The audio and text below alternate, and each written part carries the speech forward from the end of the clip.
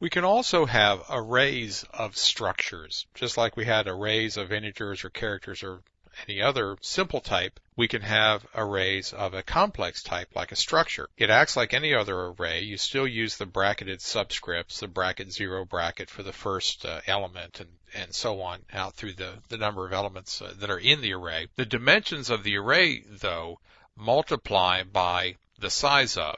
And the size of is a compile time operator that says how large something is, and it can be used to then calculate how much memory is necessary. So there you see size of struct tag, and the tag, of course, is the name of the structure, the tag that you gave it when you developed the structure.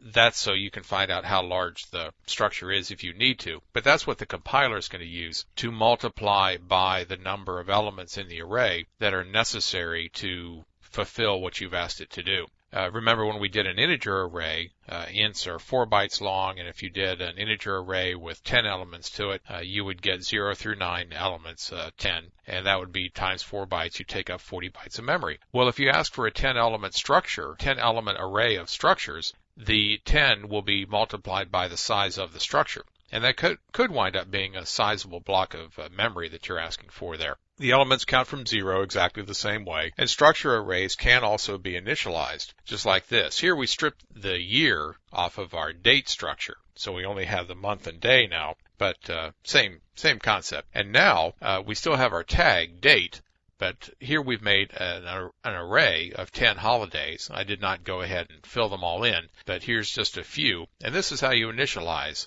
a structure array. An array of structures is the way it should be said. So here we have up to 10 holidays, and we'll have January 1st and February 14th and March 17th and so on that we'll put into our simple array as it is initialized. So very, very similar to the arrays that we've already talked about. I just want you to be aware that you can have an array of structures. You still use the dot member to get to the members of the structure. So holiday sub-0 dot month or dot day. Really nothing new to put in there, just that a single structure can be formed as a member of an array. Now, pointers to structures, that's going to bring us a new operator, and we're getting to that shortly. So hang in there.